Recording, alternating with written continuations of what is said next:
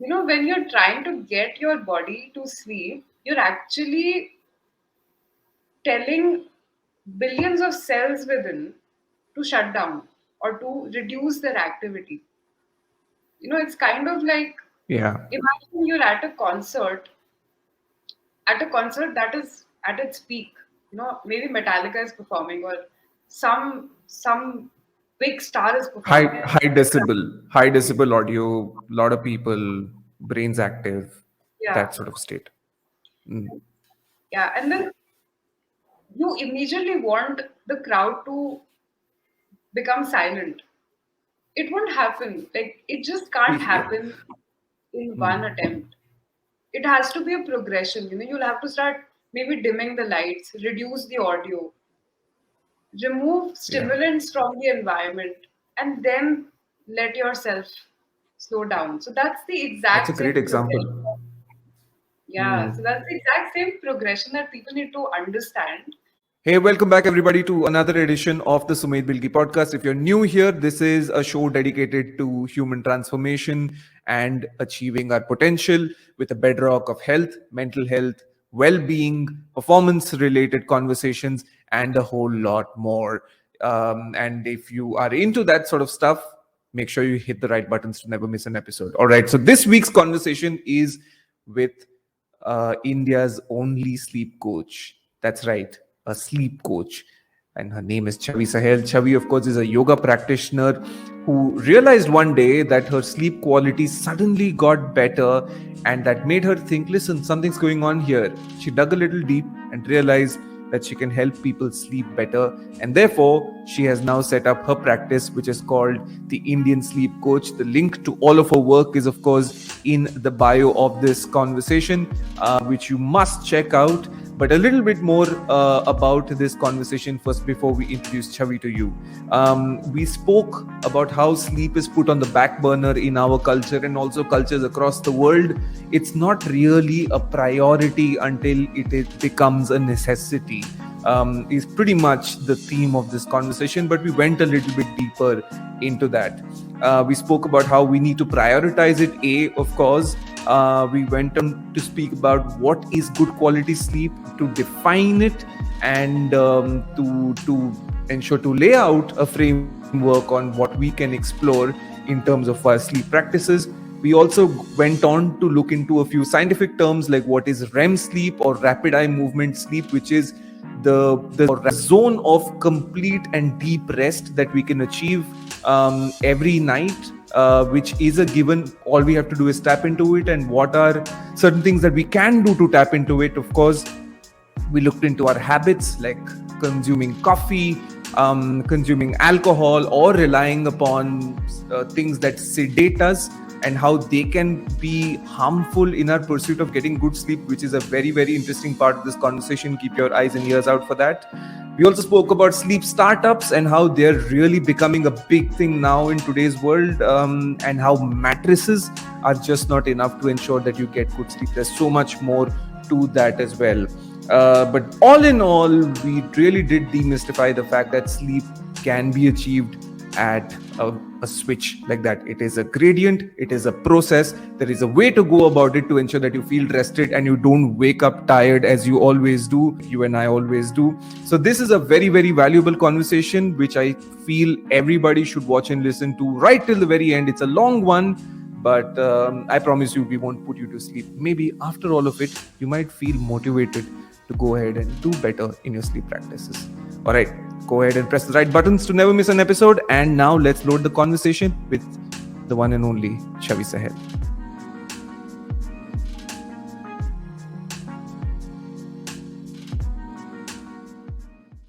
Chavi, this is interesting because I've had a lot of coaches in my life, right? I've had a batting coach, I've had a fielding coach, I've had a bowling coach. I've had women I've dated who've tried coaching me. It's not worked out for them or for me, unfortunately. My mom tries to coach me every day. Beta, what is this? Why are you eating broccoli? Please eat matar paneer and all of that. But I never thought I'm going to be speaking to a sleep coach. But I'm glad I am though, and I'm glad that this profession exists because we're struggling, all of us, and we need people like you. But you're the only one in India who's doing it. That's true. It's a strange space to be in, but I'm glad that I'm you know doing what I'm doing because a lot of people, Yes. as you said, require sleep coaching because there is at least one person in every family who has some or the other difficulty related to sleep. Maybe it doesn't get addressed as clearly, but you will come Mm. across people who are not sleeping well in every phase of life, every uh, area of work. So sleep problems are so rampant and still quite hidden, and that's Yeah. also one of the reasons why I really want to help people in just identifying that okay, there is a problem here. This is not normal. So Yeah. I mean, it's. I feel like this. Some days I feel like a, like this superhero in the making who's here to help people sleep. That's so cool. No, Yeah, that's incredible. That's a superpower, right? You could imagine you could just touch somebody and put them to sleep. I mean, people do that. Hypnosis is a thing, right? yeah. But that's a different conversation, different ball game altogether. But it's interesting because I was looking up, and I was just thinking because it's such a existent part of life, right? It's a given. It's just the moment you're born on earth, you just sleep, you wake up. There are two states, and about 25% of your entire lifespan you spend in that state. So clearly there, like it occupies such a central position in human existence or existence of mammals, existence of living species. Surely there must be some purpose there, right? I've always thought That's about it that way. in fact, if we look at man's evolution right from the beginning, there have been so Hmm. many changes. Changes in our brain capacity, in our strength, muscular strength, posture. We've changed the way Yeah. we move because we started on all four of our limbs, but now we're standing, we're walking. Yeah. Communication came about. Like we've evolved in so many ways, but the only thing that has not changed is sleep. Like ever since the first day of man, man has been sleeping, and it's something that Yeah. man cannot live without. So there's obviously something that is happening while you sleep that is so central to your existence and so deep rooted that you cannot get rid of it. So that Yeah. gives us some food for thought. Like it's not just a state of being passive. There is something happening that is allowing you to live the next day when you're sleeping. And that's the reason Yeah. why now scientists have started to look into sleep um, as a phase of such deep rooted activity that that is making us thrive. So like in some ways I'm glad that now we have that kind of focus. If you look at the entire world, there is so much focus on sleep now as compared to earlier. Even though in India it's not, sleep is still not as supported as an activity as it should be. But I'm quite sure within the next 5 years, it's going to really become a bigger priority in people's lives. So, yeah. Right. Okay, so here's the thing. We can take this down multiple routes, right? We can go more scientific, and look into science. But I think there is a place for that. What I'll do is what I think we should do rather is, because since you touched upon India, right? And you spoke about how in Indian society sleep is looked down upon in a sense. It's like you associate sleep with alsipan so much. And because what happens especially with people of a certain generation earlier, uh, I think, and this is just out of observation, there's no numbers here, but people slept a little lesser earlier, just a little lesser. Like I'm talking about my grandfather's time, that age, a little bit with my parents, our previous generation as well. But now when you sleep a little extra, right, they are immediately, the seniors in the house think, I'll see. Have you noticed this as well happening? Yes, multiple times. I think ever since childhood, uh, Mm. I mean, we see people from different generations approach sleep very differently. So if we go Yeah. back in time, let's say if we go around, 100 years back, if we go, you will find that people used to live according to the transition of the sun. So, they would wake up when sun rises. They would go back Yeah. to sleep when, or maybe start to wind down when there is sunset. And that was the only rule that they were following mostly. Okay, so Yeah. I mean, and it is, of course, it is likely that for most people it worked because their jobs were also really simple ones. Okay, there was no technology. They were not sitting at a desk looking at a screen all day. So their schedule was really streamlined and it was in sync with how the sun was moving, and that worked so well. Another reason, like I think I should mention uh, why a lot of people are so just obsessed with rise with the sun, and as the sun sets, you also start to you know relax yourself and prepare for sleep, is because humans are dependent on sunlight for sleep. This is the fact. Okay, there is a there's a hormone known as melatonin which rises and falls with the phases of the sun. Okay, so let's say if it's Yeah. morning time and sunlight comes in through your window, it falls on your eyelids. Okay, that stimulates your eyes and sends a message to the brain saying that it's time to wake up. Okay, this also is something that has not Yeah. changed since man Forever. is Yeah. existence. It has been there Yeah. since day one, and Mm.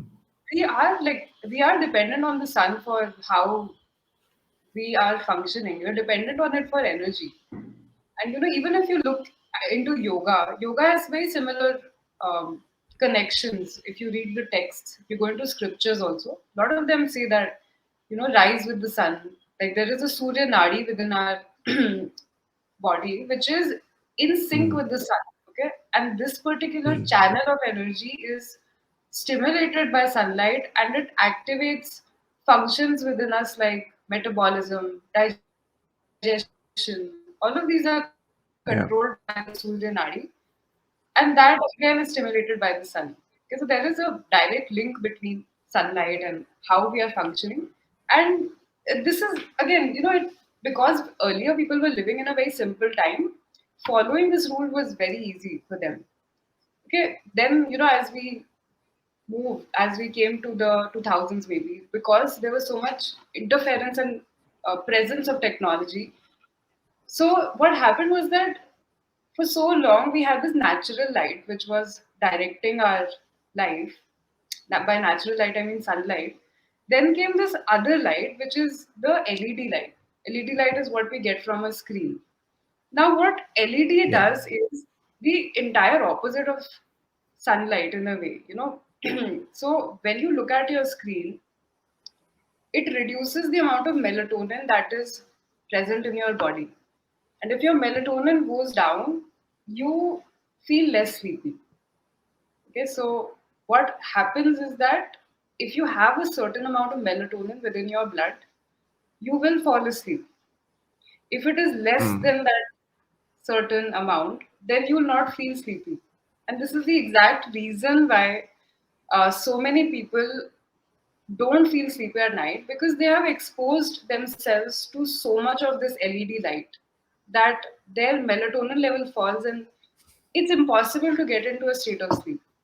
So, Mm. this is how, firstly, how light affects our physiology, and Mm. how LED light is a killer of sleep in some ways. When it's not, its exposure is not controlled, that's when we are 100% changing our sleep patterns.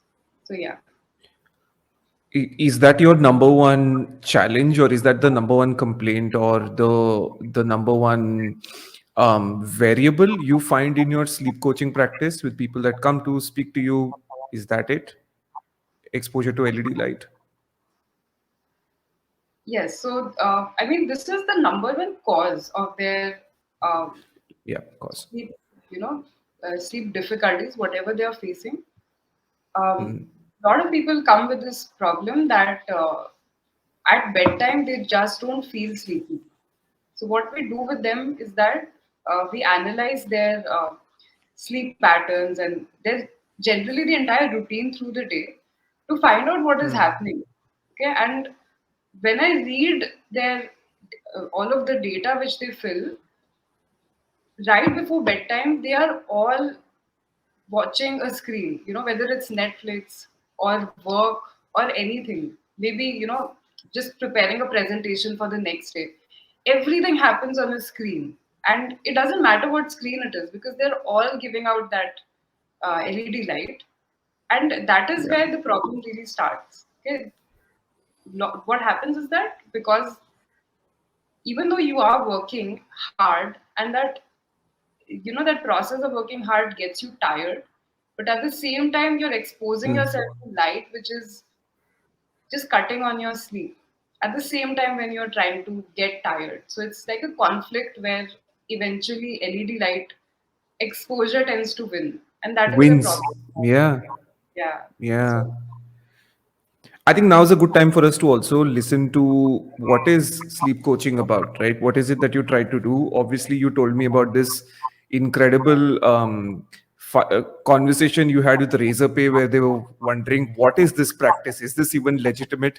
Uh, and a lot of people will be wondering when they watch this podcast as well. But I think by now, what you've mentioned, they realize that there is a lot of credibility that comes with it. But I think for us to build on this conversation and for people to understand a little bit more, spill the beans. Chavi, tell us, what do you do as a sleep coach? yeah, so uh, I happen to be I wouldn't say a pioneer, but I'm probably the first person or one of the first people in India who's trying to solve a sleep problem. Not just one, like all the sleep problems that people have.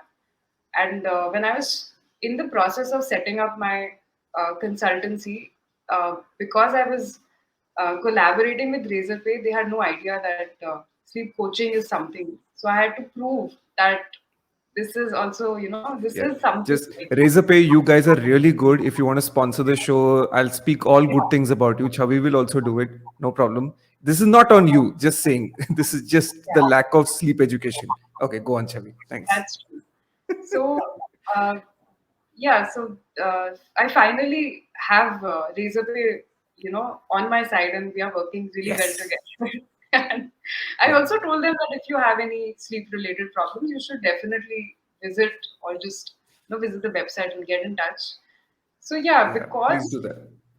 I think the fact that a lot of people are not ready to just accept this or are just too curious about it is because firstly we don't see sleep problems as problems themselves. They're just things that are maybe happening, and because a lot of people are having similar problems, we just feel that it's somewhere okay to have less sleep or to feel tired when you get up.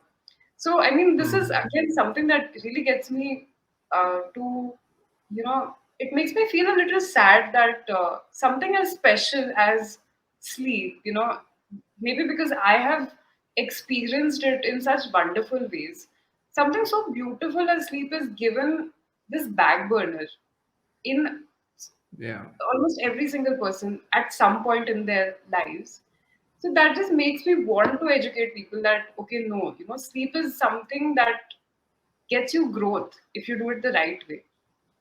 And yeah, so again, maybe I mean that's also the reason why I started with sleep coaching, because that has another story to it. Should I share that also, or should we just like move on? Sure.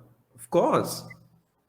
Okay, so I'll just quickly elaborate on why am I even doing this when nobody in India is doing it right now. Uh, Absolutely. how I got into sleep coaching was from I think when the first wave of the pandemic had started, and I was working as a yoga teacher, and I had lost my job. I had lost all the work that I had because of a lot of reasons, and Yeah.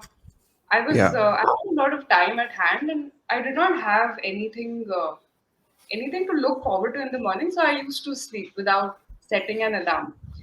So because of that, because I was sleeping and getting my desired duration of sleep, um, I was waking up feeling way more fresh than how it was earlier. And because I was waking up feeling so fresh and feeling so good, that's the only time I realized that before that period, I was not feeling good and I was not waking up fresh. And I was sleep deprived to a very large extent. So, that blessing in disguise kind of helped me understand that, okay, the only thing that is changing is my sleep. And because I'm sleeping enough, there is a significant change in my existence that has come about. So that really got me to read about sleep and what it does to our minds and bodies both. And I think I read this book by Matthew Walker. It's called Why We Sleep, and that book just changed my mind about Matthew sleep. Walker is incredible. Just He simple, is, absolute yeah. superstar. Yeah. For people who want to look him up, he's obviously somebody who's done a lot of work in medicine and psychiatry, but he's also Center for Human Sleep Excellence at UC Berkeley. He leads that research pool, and he's pretty much the pioneer in sleep research in the world, right, Chavi? Hmm. He's the Yeah, first person who got sleep out to the entire world in a way that everybody yeah, looked started to look at sleep as something else. So he's the yeah. first person to really open everyone's eyes about Right. sleep. But please Yeah. continue, as you are Yeah. going to be opening our eyes about sleep. Oh, okay. No Yeah. So I mean, pressure. that's actually when I started to realize two very important things. Firstly, that sleep is there is something to sleep that can get me to grow in a way that activity itself cannot. As kids, we are taught that Interesting. you have to do things yourself to get a certain result. Okay,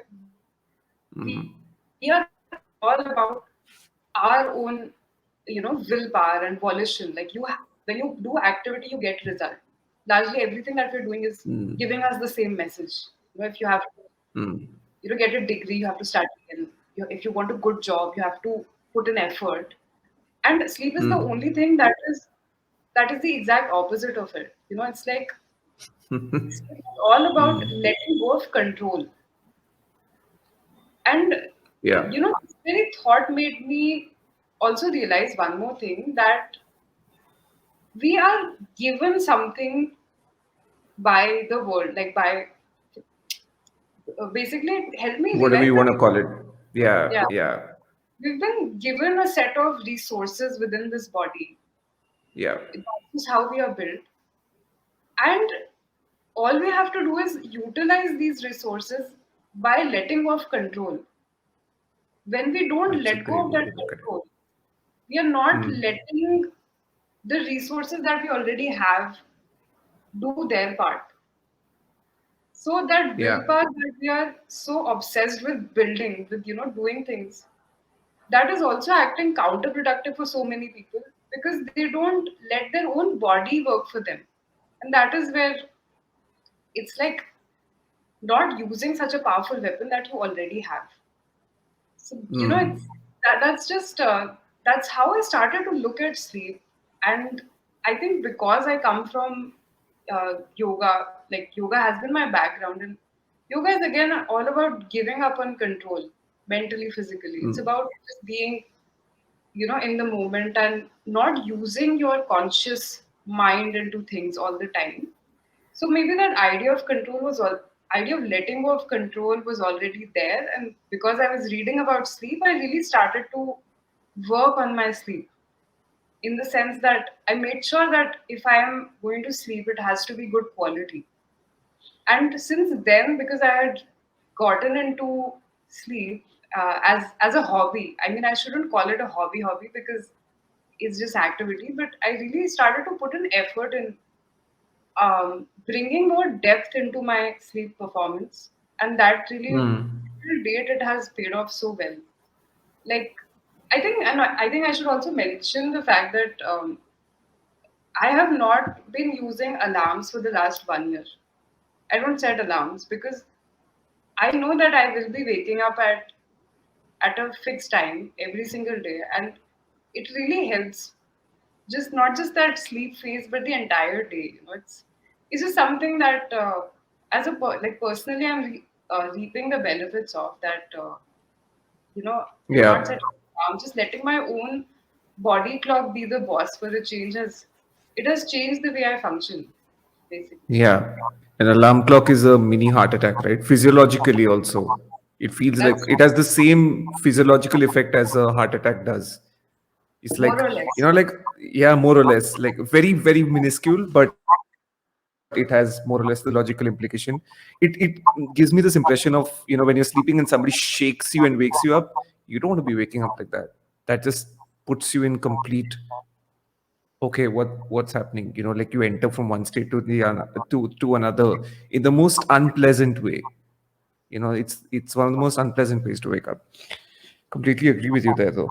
um That's so I true. think we should, we should talk about you. There are a lot of words you used, of course, while you mentioned, and there's obviously very, very visible, clear passion for it.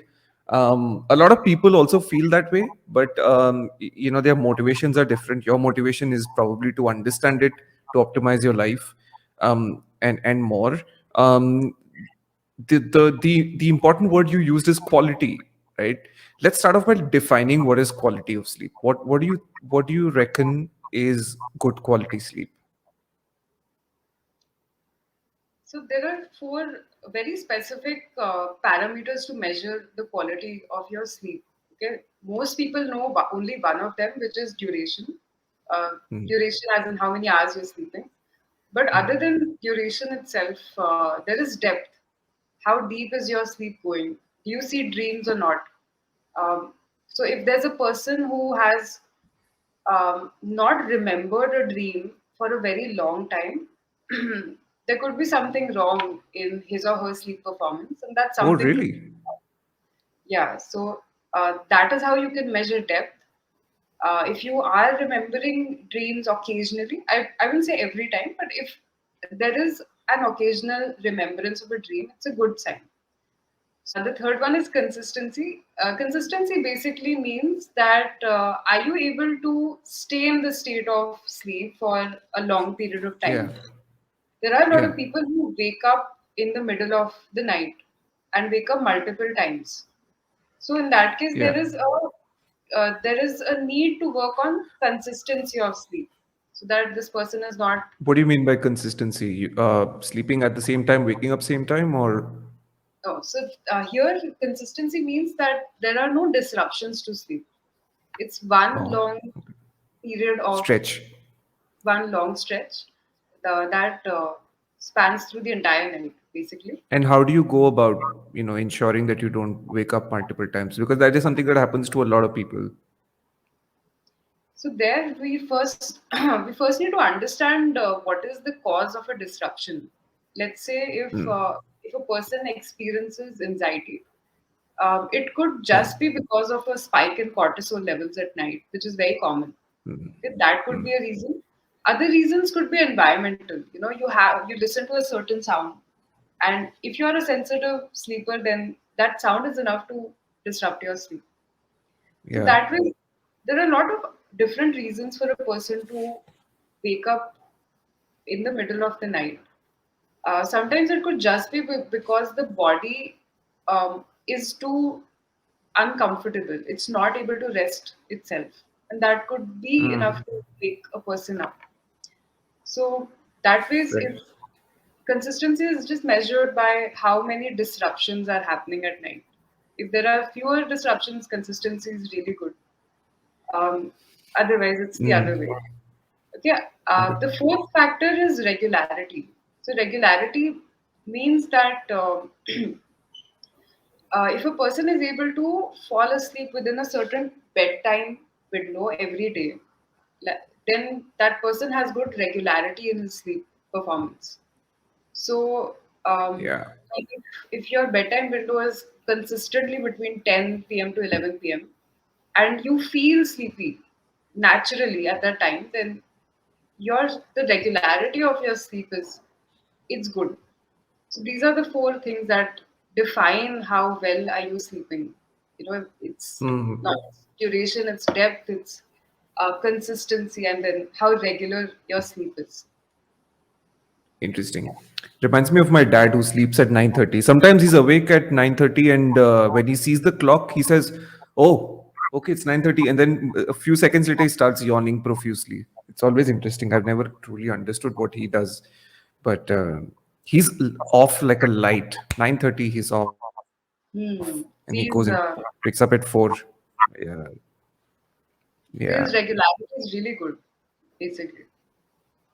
A little too good for my mom's liking. This is my mom's like, please sit with us for a little bit. Please sit Yeah. and eat, watch some TV with us. He's like, sorry, bye, thank you. And we're just sitting there looking at each other. Anyway, it's good for him though. He'll be happy watching this, listening to this. But interesting, right? Quality. So four factors, like you mentioned, important that people noted. However, I think people are waking and realizing now that there is a process to sleep as well. It's not just go and that's it. That's not just sleep.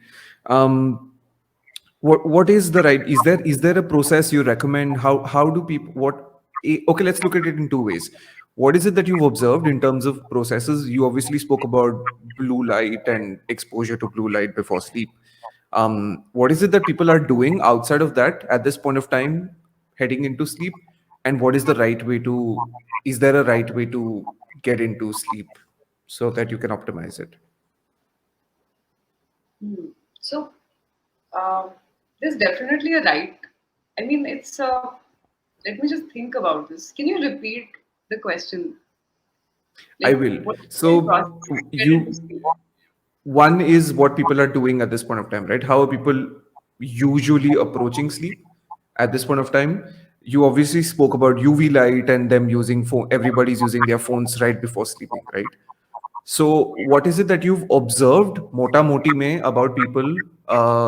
What how do they get into the process of getting to sleep? And what do you opposite to that? What is it that you advise is the right way to get into sleep?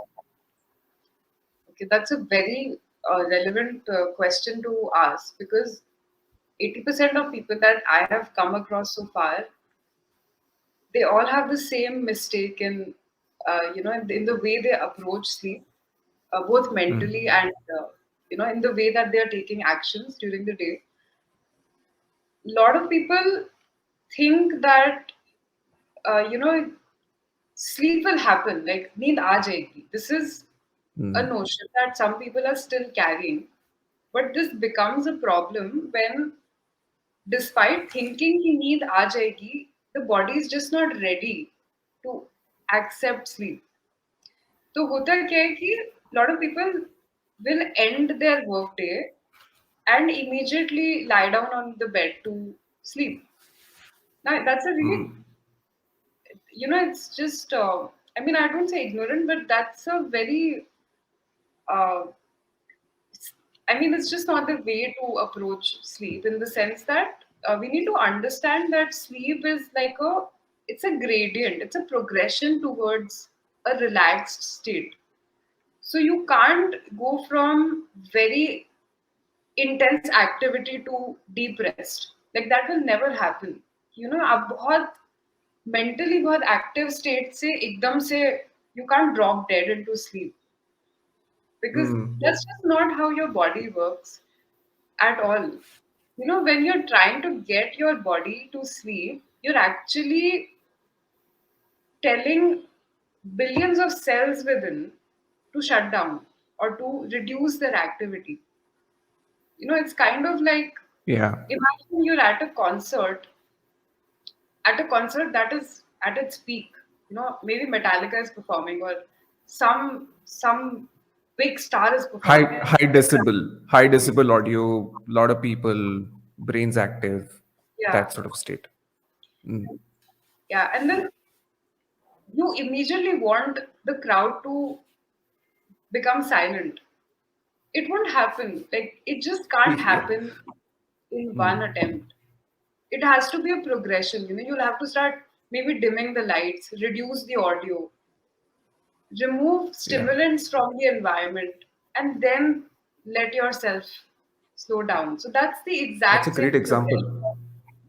Yeah, so that's the exact same progression that people need to understand. And that is where bedtime rituals really help. So, even if it's just 15 minutes of an activity that helps you to unwind, 15 minutes is enough to switch your brain off for the day. And most people, if they add that 15 minutes of a nighttime ritual that helps their mind relax, that will ensure that sleep happens naturally and there are no sleep related difficulties in the future. So I made this ritual for myself, I think 2 years back, where I make sure that firstly, before I go to sleep, 30 minutes before, I'm not watching the screen. And I do something, like I do something with my hands that keeps my mind engaged. And that is enough to put me in a state of, in a more relaxed state so that I'm able to go off to sleep. So What about anything, reading? reading is Is it? also, Yeah. Okay. yeah, anything that is not involving a screen should be fine. It could be journaling, reading. You could play an instrument or just think, or listen to a podcast, listen to this podcast. Anything and everything that is that is not involving you watching a screen will only help. So Interesting. Okay. Right. You wanted to finish a point? no, no, no, I think Okay. that's about it. I've already said it, so I don't want to repeat. Right. Right. So that's with regards to getting into the process of sleep, right? That's with regards to that. Now, let's get to let's still try and finish up things that could sabotage your sleep. Let's still try and do that. Um, there are a lot of obviously there are multiple things that people either intake that could be deterrent to good quality sleep. Caffeine is obviously a major conversation. Alcohol is another conversation that people have with regards to the relationship that it has with sleep. How do you look at these particular stimulants? Let's take a look at caffeine and alcohol first, and then we'll get to medications, etc. So caffeine and alcohol, what do you think? I feel caffeine and alcohol, they're both, I mean, they're not bad things. Nothing in the world is bad. It's just how we are using it. And when it comes to sleep, the most important thing is the timing. Time at which you are doing things and consuming these Yeah. things. So even if a person is having, let's say, 2 or 3 cups of coffee in a day, that can be Yeah. absolutely fine for him if he is having coffee at the right time. The reason why caffeine just becomes this villain uh, to the body clock is just because it's being consumed at the wrong time. And there is this entire branch of nutrition known as chrononutrition, which helps people understand what is the right time for them to eat meals, to drink coffee, when to have alcohol. Yeah. And a lot of Yeah. people, if they just manage their timings, they're able to lose weight fast, able to sleep better, get better at things like work with more energy. So that means coming back to caffeine, I feel it's fine. A simple thumb rule to keep in mind to whoever is listening to this. Let's say if you're sleeping at 10 p.m. at night, make sure that you've had your last cup of coffee by like 3 or 3:30. Give a good 6 to 7 hour gap between your last cup and your bedtime. Okay? Because what happens Right. is that the half life of caffeine as a chemical is around 6 to 6.5 hours. Okay, so let's say if you have caffeine, have coffee at 3. By the time it's 9 or 10, it's going to be half its value. So that means it's like a Yeah. safe uh, timing for you to consume coffee and Yeah. The other part now, if we come to alcohol, alcohol is it is a little more dangerous than caffeine in terms of its effect. Because what happens is Mm. that firstly, a lot of people like to have alcohol because it just dulls the prefrontal cortex at night. So it gives Yeah. this impression that you're about to sleep or you're feeling sleepy. Even if you have Yeah. little of maybe a peg of whiskey or something, which is very common, you feel sleepy, you feel dull. But what people need to understand is that what alcohol is getting you is closer to sedation rather than sleep. Because sleep and sedation are It's a very different depressant. in Yeah. a way. It acts as a Yeah. depressant, gets you closer to being sedated. Uh, Yeah. Now, also, I think I should be mentioning this. Sedation is like sleep, but without its benefits. So it's Mm. just basically, it is like dropping dead for a few hours. And that is something that Yeah. happens when you are consuming alcohol at night. So if there's anyone who's listening who, has a bit of alcohol before sleep, give a good 2 or 3 hours of a gap between bedtime and, that last whatever dosage you take of alcohol, I don't even know. So that will Mm. make sure that the quality of your sleep is not so compromised that it starts to affect day to day routines. And it's actually best to give up on alcohol as a way to go into sleep. So yeah, I think Yeah, that's it's the not healthy. Yeah, absolutely. I think from a observational perspective as well, I've noticed a lot of people, especially when you're going through a difficult mental health phase as well, you tend to depend on alcohol because it sort of numbs everything, and then you fall asleep faster, or at least it gives you this impression. But you don't really recover, right? You don't wake up feeling fresh in the morning. You never do. So yeah, I mean that point that you mentioned about sedation versus sleep is so crucial because you don't end up thinking about the benefits. You only end up thinking about the activity, the process of it. That's all. Um, I think yeah, another it's point quite I'd like crazy. to mention is that alcohol consumption affects the amount of REM sleep that a person experiences. REM is basically a rapid eye movement sleep. It's a part of sleep which is very important for emotional restoration. Okay, for processing Yeah, trauma, for emotionally feeling healthy, for having your mind in a better space to improve mental health, you need to yeah, make sure that your REM sleep gets completed. So, just something to keep in yeah. mind. Weaning off alcohol is a good idea. Absolutely. I think REM sleep obviously deserves a separate thing, a separate space in this conversation entirely because it's been it's been doing the rounds a lot lately. A lot of people are thinking about rapid eye movement sleep. We obviously spoke about process of getting into sleep, what could be deterrents prior to getting into this state of sleeping. Now let's talk about the process. Why now you shut your eyes and you've fallen asleep? What happens then? We've obviously have four stages. Let's talk about now's I think a good time to get into to non-REM and REM and all of that. So take it away. So, I think we can look at sleep like a movie. I'm just giving a very rough analogy over here. It's like a movie in the Mm. sense that we start with something very light. It's just you just maybe you've just you know Setting the scene. You're yeah. setting the scene. Yeah, yeah. Yeah, so the first phase is just about getting in the zone of Getting in the uh, zone. Yeah, you're just preparing your entire body to shut down or just to unwind slowly and gradually. Okay, that's the first yeah, phase of sleep when we're just establishing this state that is about to happen. Okay, it is a very slow progression. A lot of people think that it is really fast. It's like a button that you press and okay, button दबाया नींद आ गई. Even though people know that ऐसा नहीं है, but that's just the expectation they have from their own Hmm. bodies. We should just lie down and we should be asleep within a few minutes.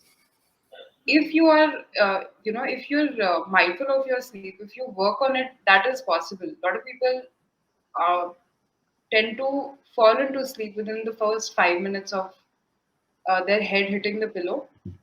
It's a good sign, but there's a huge part of the population which Lucky naturally people. will take, yeah, and will naturally take more time to go into sleep. So Yeah. if you're listening to this, and if you're someone who takes a little bit of time to go into deep sleep, then that is also normal. Okay? Because uh, different bodies perform sleep in different ways. It's okay to let your body take some time to gradually go into deep sleep. And in most cases, there's nothing wrong with that also. Okay, coming back to sleep. So there are four stages to sleep. The first three come under non-rapid eye movement sleep, which is also called non-REM sleep. Now, this is the part where your body is starting to relax and recover in different ways. Like with I think within the first 2 hours of your sleep cycle, different organs are detoxifying, they are recovering. Like the liver starts to prepare for the next day after around 2 hours of sleep when it's in the non-REM part of sleep.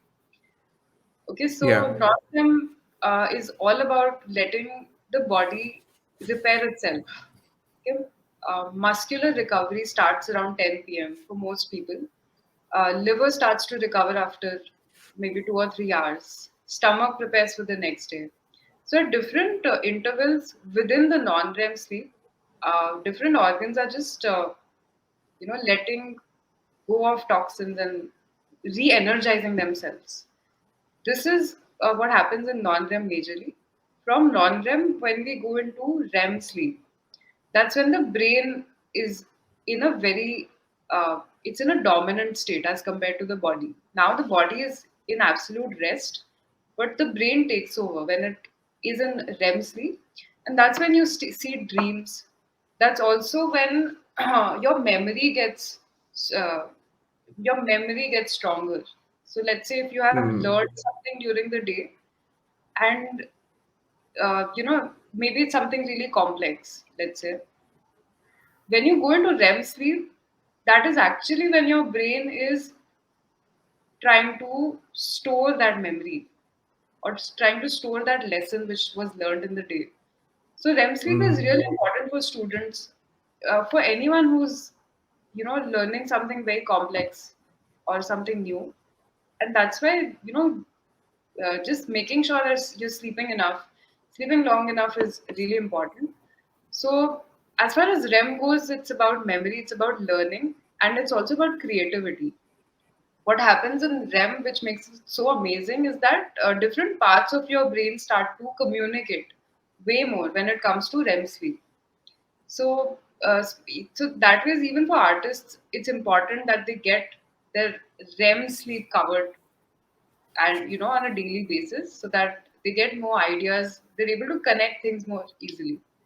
So And how can they do that that? How can people access REM sleep a little bit more? REM, rapid eye movement sleep. By the way, I mean, I think it'll be nice if we tell people what happens to the body when you're experiencing REM sleep, right? REM stands for rapid eye movement, which means when your eyes are closed, your eyelids are moving in a rapid horizontal movement, right? That's what's happening at that time. And it's pretty fascinating, a little creepy, but it's body has its own way to heal and recover. And that's and it's probably not probably it is certainly the most important stage of sleep. So how can we and how can people access more REM sleep, and how can we do better to not sabotage REM sleep? so a lot of very simple ways in which uh, any person can improve on REM sleep is to firstly check on what kind of stimulants you're consuming. Hmm. Smoking affects REM sleep. People who smoke Hmm. immediately a direct effect on the duration of REM sleep. This is something that was Wow. observed by scientists. in one of the studies. Other than smoking, there's alcohol. How much alcohol are you consuming on a daily basis? Because alcohol also reduces the duration of REM sleep very specifically. So if a person Mm. gets more control on these two, that's a great place to start to, work more on the REM side of your sleep. Other than this, just letting yourself sleep for the entire duration that is required by your body. That is the simplest way to ensure that your REM sleep gets you the benefits that you need. Try to wean off alarms. Uh, Try to sleep at a fixed time, and the rest of it, your body will obviously do by itself.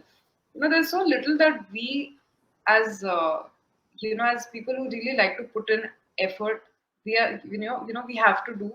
If we just let our bodies Yeah. be, and Yeah. we keep listening to our physiology, everything happens without much effort. So simple ways to Yeah. ensure that your REM sleep makes you more creative or makes you a happier person is to get your full duration of sleep.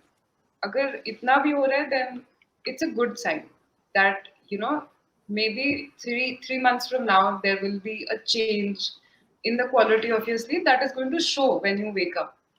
So that's about it. Just respect Mm. your sleep and let it do its job. Yeah. It's very interesting for me, the way I look at it, since REM sleep is stage 3 and 4, and you mentioned that it's a gradient, right? Sleep is not something that happens like that. It's a gradient. Like you that those two things really, like they combine, and it now starts to make sense because you have to go through stage 1 and 2 to get to your deep restful sleep. And it's also what I was also thinking in that time that you mentioned about memory is that we've grown up, and our mom, whenever we've had dreams, right? The most vivid dreams are usually either 3 to 4 or they're early morning dreams. And our mummies have always said, you know what, early morning dreams True. come true. They're indications of what you can experience in reality. Maybe subconsciously our minds already are manifesting these things or are visualizing them, and maybe they're sort of appearing there, right? Dreams obviously are a completely different section that we are going to explore. Maybe we can explore them now. Um, but Definitely. I just thought that's a very interesting part of that whole thing, right, with regards to seeing early morning dreams. That's true. Uh, there is a reason why we see vivid dreams around 3 a.m. or 4 a.m. Uh, and the Hmm. reason, the most probable one is that during the later half of your sleep, that's Hmm. when the time spent in REM sleep is much more. What happens Right. is that these sleep cycles which we go through during the night, and Yeah. each of these sleep cycles is somewhere around 90 minutes. Okay, so what happens is Hmm. that let's say you lie down to sleep, the brain Yeah. starts at non-REM, then goes into REM, then again back into non-REM, and then REM. Okay, so that transition is Mm, it's right. just happening again and again. It's like an oscillation between non-REM and REM. In the Yeah. first half of the night, your REM sleep is just maybe 10 minutes within the first cycle. Okay? But as the night progresses, Mm, REM goes from 10 minutes to somewhere around 40 minutes towards the end, which is a very long duration for REM. So, because wow. your REM sleep is so much more towards the later half of the night, that is the reason why vivid dreams are more frequent around 3 a.m., 4 a.m. So that is why so many of Interesting. our सुबह के सपने we see at 3 or 4, and yeah, I mean, the fact that a lot of people say that they'll come true, I mean, that is just another myth that has come about. But I feel you when you say that they are so vivid, they seem very real. You just feel a lot more engrossed within the dream at that time, because that's when your REM sleep is at its peak, basically. Fascinating. REM's a lot of REM today, but it is important. Um, I mean, we did speak about variables. We did speak about things that you can, things like obviously caffeine, alcohol, blue light, etc. Right? So these are all variables that exist.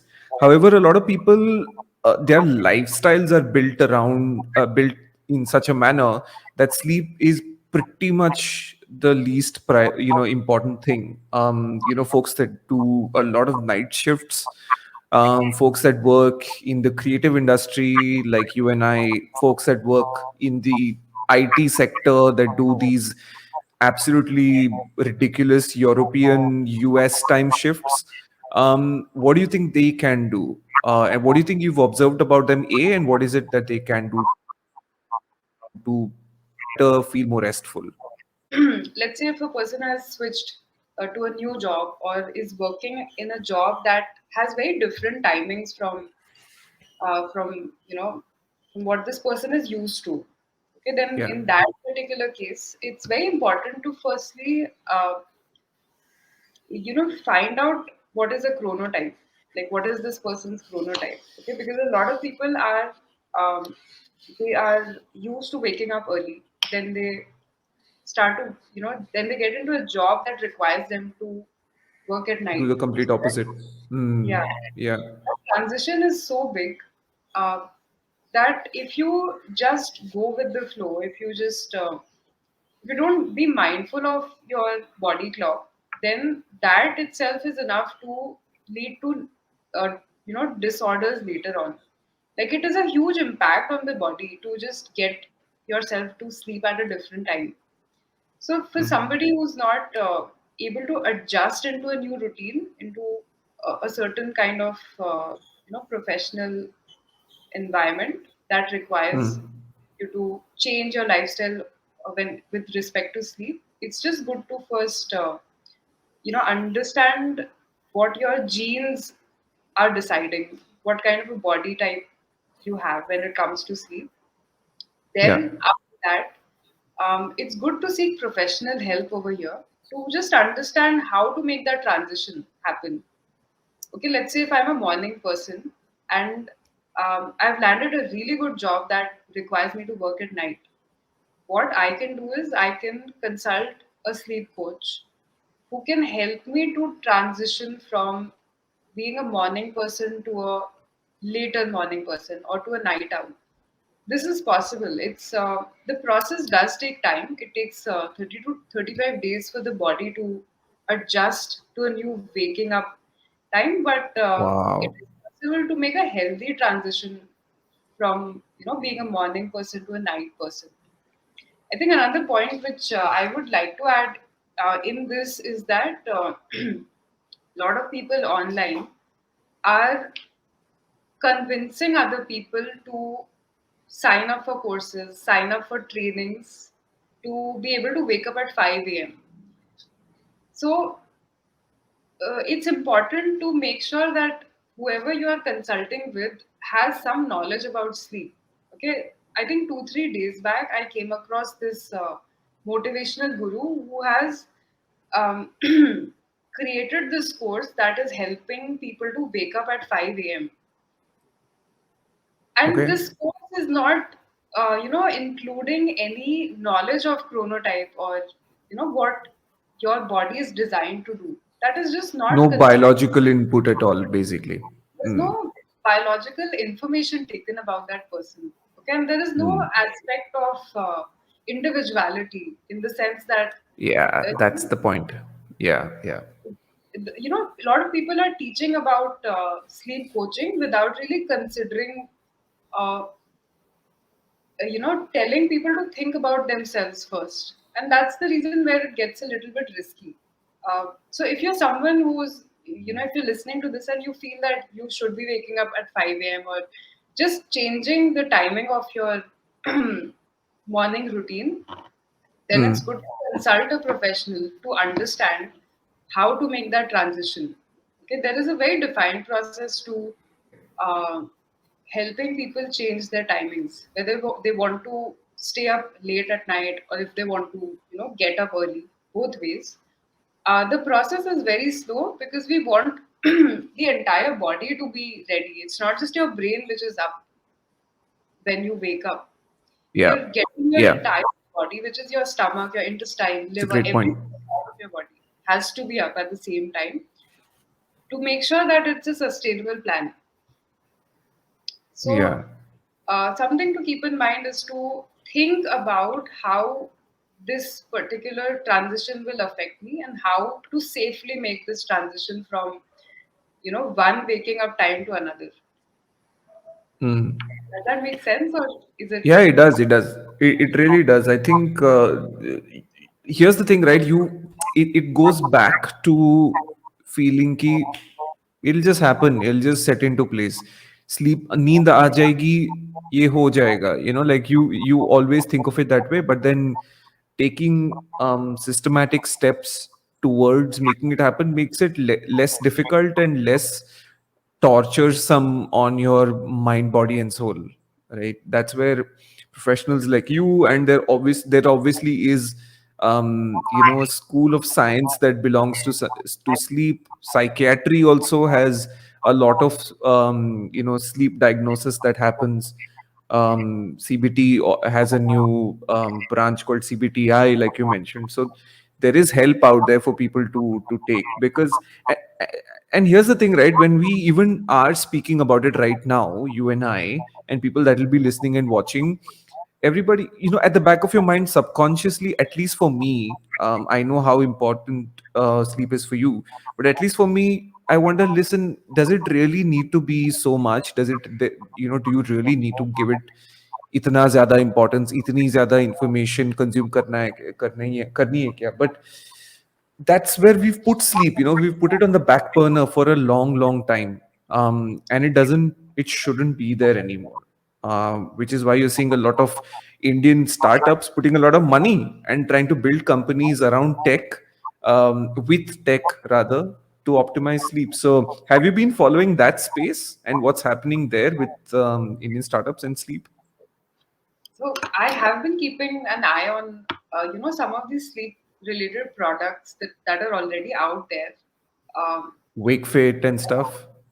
Yeah, uh, Fitbit as well. These sleep Yeah? trackers, Yeah? and then, but I think the smartest people are the ones who are behind these sleep mattresses. So Yeah. I think no one has captured sleep till now the way that sleep mattresses have, Yeah. in the way that they're selling sleep. Okay, if there is anyone out there who thinks that a mattress can change your sleep, it cannot. There is no mattress out there in the world that will fix your entire sleep performance. There you Because go. sleep is just so many dimensions when it comes to sleep Mm. performance. And a lot of people don't know this that 70% of people who have sleep disorders, it starts with a set of thoughts. So that ways, sleep problems have behavioral roots, and these roots are so deep that something like a mattress will definitely help, but to a very, marginal extent. So the a better approach is to first understand the psychological aspect of it. कि नींद नहीं आ रही, Mm. क्यों नहीं आ रही? Again, I think the best person for this is also a sleep coach. Yeah. Get in touch with a sleep professional. It could be a sleep MD, or a sleep coach, sleep therapist as well, and they'll help you understand the different aspects of sleep. The psychological, physiological aspect. Only when you understand how sleep is happening, will you be able to decide for yourself if a mattress is enough to fix that sleep problem or not. If it's a small problem, it is possible that the mattress could be enough, but you need to first understand all the different aspects before making a purchase. So that is one thing. Other than this, Mm. I mean, as far as the sleep trackers go, I've seen a lot of people are very heavily relying on these to just observe how much they're sleeping and this and that. most sleep trackers in India are good at capturing the duration of sleep. Okay, so any kind of sleep device will capture your sleep duration accurately, but Mm. the amount of non-REM and REM sleep that they show, it is not accurate. Okay, there is a Mm. chance that how much the percentage of non-REM and REM shown is not as accurate for the devices that we find in India. There are a lot of others, but they're not currently available in our country. But yeah, so that's how the scene is with sleep trackers. Um, also, I think another Interesting. uh, Hmm. Go on. in some cases it gets really counterproductive. If you are a person who likes to track sleep, but you know, but you're constantly keeping track of it, then I don't think it's a good idea. It's actually good to just avoid using a sleep tracker in that case. It's the same way how some people who are trying to lose weight, they measure their weight every day. So that comes It's in about its own. control. Like you said, it's about letting go of control. Sleep, it's completely opposite of what sleep stands for, right? Sleep is more about letting go of control. Here, you're trying to control it again. That's true. If also because if that piece of information makes you feel more anxious, then it Yeah. will again be Counterproductive. sleep. Yeah. Hmm. So that's. I mean, that's just something to keep in mind. Yeah. Uh, Speaking of Fitbit, Indians, Fitbit put up some stats lately. They're saying Indians are the second most sleep deprived nation in the world, next to Japan. hmm. We, a lot of people get less than 8 hours of sleep regularly. They also say in the folks that they interviewed and spoke to about sleep, 11% took leaves because of lack of sleep from work. Like they literally called in and said, "Listen, I can't show up. I need to sleep." We've seen that happening a lot, haven't we? At workforce and in areas that especially have high pressure, late hours. A lot of people call in and say can't make it. For that day. What is it that they can do to optimize sleep? Is sleeping at work something you recommend? Sleeping in the afternoon, or is there another solution out there? I feel it's a very small percentage of people who've actually reported that they need to stop work because of sleep.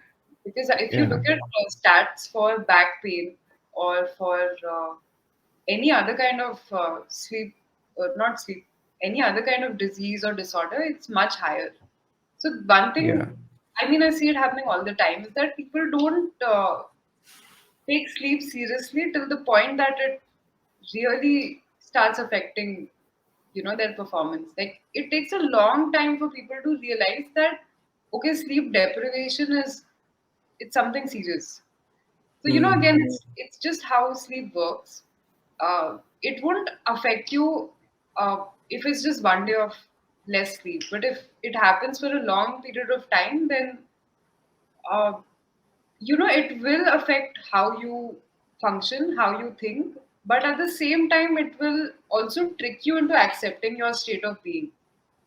Like a lot of people, Mm. if you talk to business executives or people in very, in high stress jobs, they will say Mm. that they're fine, that nothing is wrong with them sleeping for 4 hours.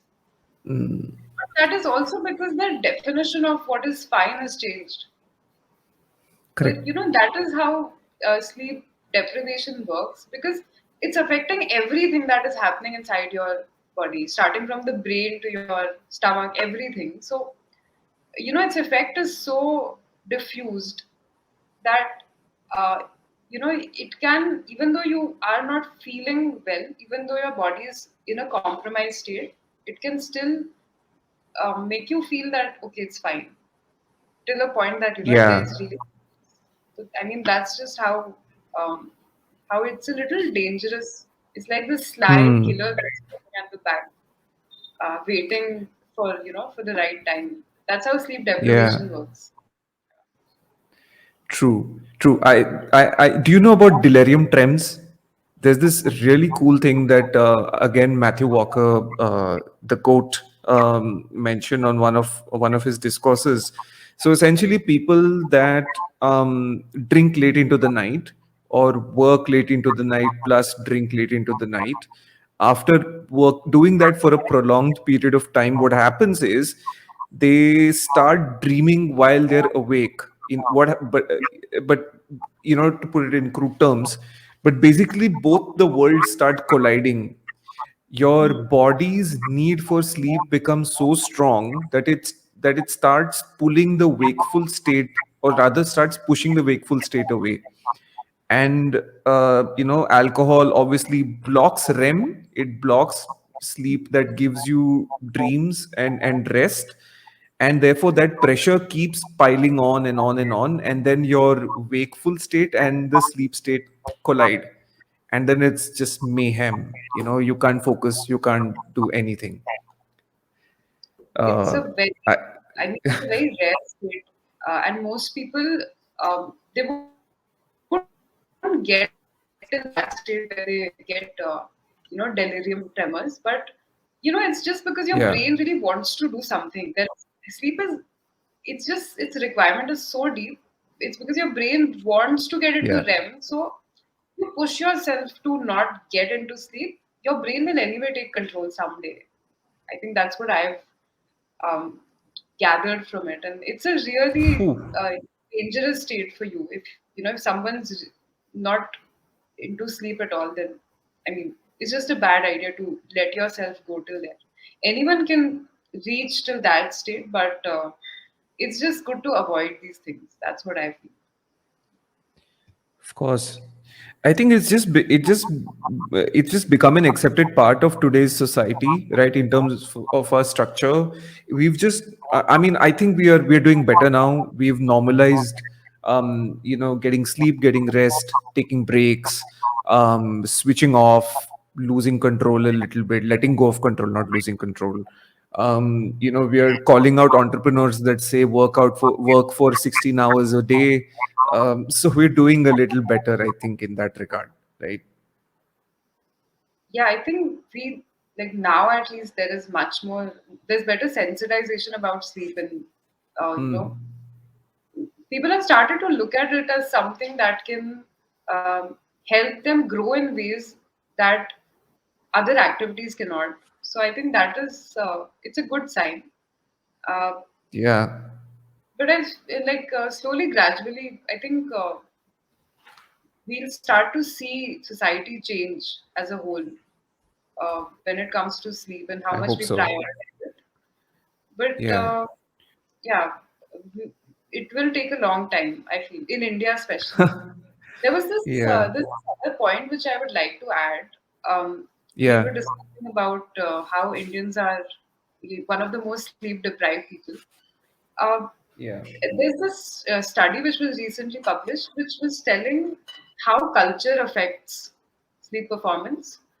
And this very interesting point came up that if you go towards the Eastern cultures, Japan, Korea, India as well, a lot of us have this culture of co-sleeping. Whereas kids, we sleep Mm, next to our parents, and this is it's quite prevalent in India as well. Okay, but if you go towards Western cultures, co-sleeping is not encouraged as much. If you go to America, mm, kids as young as 2 years old have their own rooms to sleep. So this itself has affected sleep quality over the last 100 years, in the way that kids and teenagers in India, their sleep quality is not at par with kids in the US or in France and Europe. And a lot of people feel that it's just because of co-sleeping, how we are used to sleeping next to someone as compared to American kids who have had their time sleeping alone. When they've actually let mm. their sleep be a little less disturbed. So I think that's another piece of thought that we should be keeping in mind when we are raising kids. Should we let them sleep in the same room as us, or should we, let them find their own sleep? I think one thing that if I could just let everyone, take away something from this conversation is that take some time out to just find what your sleep should be ideally. Find your sleep and Yeah. what its duration should be, what its timing should be. Try to individualize it, make it more customized for yourself, and see the kind of magic it can create. A lot of people need to understand that they can wake up feeling happy and fresh. It's not a dream. It is possible. It's just about finding the right ways to do it and, make it a habit and make it a priority, first of all. Yeah, I think obviously we've been addressing people that like you and me sleep all right, but have got behavioral or practices that can hinder and what it can do better. But there are a lot of people that sincerely cannot sleep, right? Insomnia is a word that gets thrown around a lot. We are against self-diagnosis on this podcast, but I think a lot of people by themselves say I'm an insomniac, I stay up, but a lot of people are diagnosed with insomnia. So before I let you go, I think that this is one area that I think we should definitely talk about, and it'll be really valuable for everybody. If somebody's listening and watching and they genuinely can't sleep, right? It often results in a state of horror where you start dreading sleep time. The clock's turning, the clock's ticking, everybody's asleep, everything is shut, but there you are, wide awake in bed, and it's very, very uncomfortable. So, what have your observations been about that state, and what do you recommend for people to follow to slightly make some improvements? I think a lot of people in India, especially, are fence sitters. They are not completely gone towards insomnia, and they're Mm, not fully out of the risk either. They lie mm, somewhere in between where, sorry, where if their belief system changes, it can very easily topple them towards insomnia. Okay? Most people don't know this, but the number one driving factor for insomnia is belief system. What kind of beliefs do you have? So we don't know this, but our beliefs are having such a huge impact on sleep. It's not just the body, it's what you're thinking before sleep that really affects how easily are you able to transit into sleep. So right. if there is a person out there who has a feeling that he or she has insomnia, the simplest way to find out is to get a screening test done. You could go to a sleep therapist, a sleep MD, or even a sleep coach to just get a simple test for insomnia. And based on that, on the result, you could, uh, consult a doctor.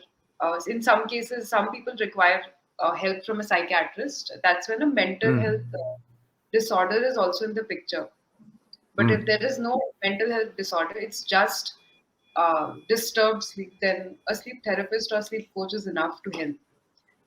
If And how to even understand if you have insomnia like symptoms, the first way to know is to observe your sleep patterns. Okay? If you have been experiencing disordered sleep or not been sleeping enough for at least 3 nights in a week, and this has been going on for anywhere between 3 weeks to 3 months, then there is a chance that you could be at a risk of insomnia, and it's good to just get in touch with a professional.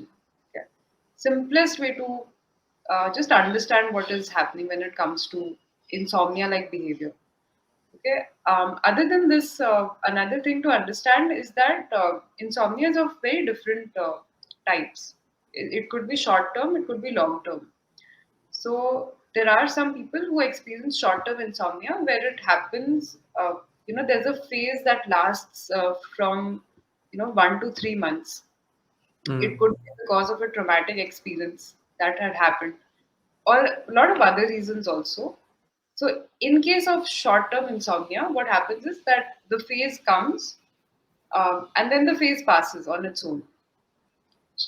Yeah. Then there is chronic insomnia where that phase never ends and it goes on for at least 5 to 6 months.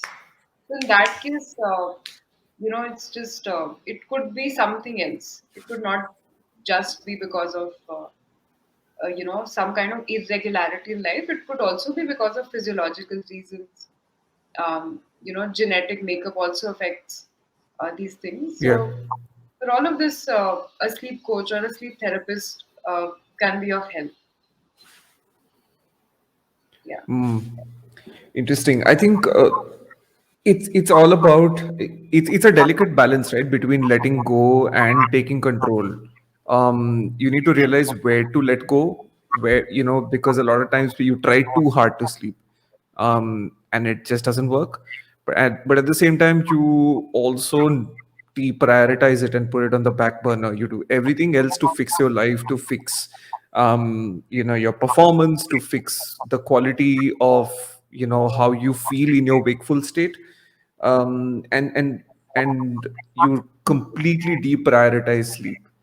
So I think the right thing to do is obviously always figure out the balance. What can you control? What can you not control? And just focus on that. And one of the areas that you can control is by getting in touch with a sleep coach. And Chavi is literally the only one who does it in India. So where can everybody get in touch with you, Chavi? Please let everybody know your social media credentials and where can they get in touch with you for business. So you could find me on Instagram itself at the Indian Sleep Coach. That's the name of my consultancy. A killer ID and domain name you got, Thank you. honestly.